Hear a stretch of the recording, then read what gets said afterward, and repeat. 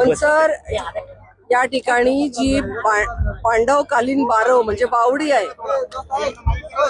ती संपूर्ण जागा हिंदू समाजाची प्राचीन काळातली बांधलेली बावडी आहे. त्याचे शिलालेख तपासले, तिथलं गोमुख बघितलं, अन्य पुरावे बघितले. ह्याच्यावरून लक्षात येते की ती जागा कोणाची आहे. पर त्या जागेवर सरकारी मालमत्ता म्हणून नाव असताना सुद्धा त्याचं वक्फ म्हणून नोंद कशी होऊ शकते, हा माझा प्रश्न आहे. कुठल्याही सरकारी जागेला वक्फ म्हणून डिक्लेअर करता येत नाही. त्या ठिकाणी दर्गा, कब्रस्तान हे नव्याने निर्माण होत आहे.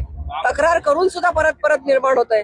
याच्याबद्दल आम्ही तक्रार केलेली आहे. पुन्हा एकदा त्यांनी 8 दिवसाची मुदत आम्हाला मागितलेली आहे. 8 दिवसात कारवाई करतो असं त्यांनी आम्हाला आश्वासन दिले. कारवाई झाली नाही तर पुढची भूमिका तुमची काय असेल? मोठ्या प्रमाणात आंदोलन उभं केलं जाईल. सरकारची जागा असताना सुद्धा वक्फ जर डिक्लेअर करत असतील आणि स्थानिक प्रशासनातले अधिकारी जर आपल्या मालमत्तेचं संरक्षण करण्यासाठी कमी पडत असतील तर आम्ही सरकारला मदत करण्यासाठी पुढे येऊ. साहेब, परंतु स्थानिक प्रशासनाचे अधिकारी याच्यावर नियंत्रण का ठेवू शकत नाही? वाद झाल्यानंतर त्यांना विचारण्याचा प्रश्न आहे, हा मला विचारण्याचा प्रश्न नाही.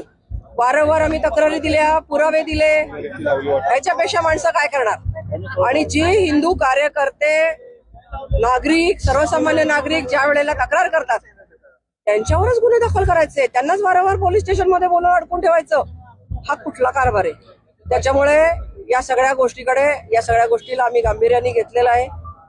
मी काल छत्रपती शिवाजी महाराज यांच्या तिथीनुसार असलेल्या जयंती दिनी आवर्जून शिवनेरीला गेले होते, त्यांच्या जन्मस्थानी गेले होते आणि शिवाजी महाराजांच्या पुढे शपथ घेऊन आम्ही हिंदवी स्वराज्याची ज्यांनी मुहूर्तमेढ रचली त्यांची शपथ घेऊन आम्ही सांगतो की तो दर्गा त्या ठिकाणी राहणार नाही. याच्यासाठी आम्ही कायम प्रयत्न करत राहू आणि त्याला मूर्त रूप देऊ. आम्ही काल पाहिलं तुमच्या हातातले एक देवाचा फोटो होता, ते पोलीसवाले घेऊन पळून गेले आणि त्यानंतर तुमची पोलिसांसोबत बरीच बाचाबाची झाली त्या ठिकाणी.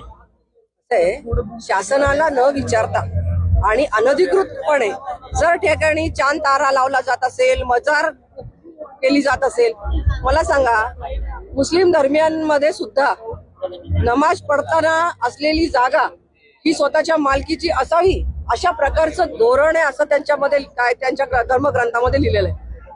असं असताना त्यांच्या धर्मग्रंथाला सुद्धा न मानवणारं, सरकारच्या नियमांना न मानवणारं असं कुठलंही कृत्य त्या ठिकाणी घडत असेल तर मग न विचारता जर तिथे धर्मस्थळ बनू शकतं त्यांचं, तर आमचं का नाही बनू शकत?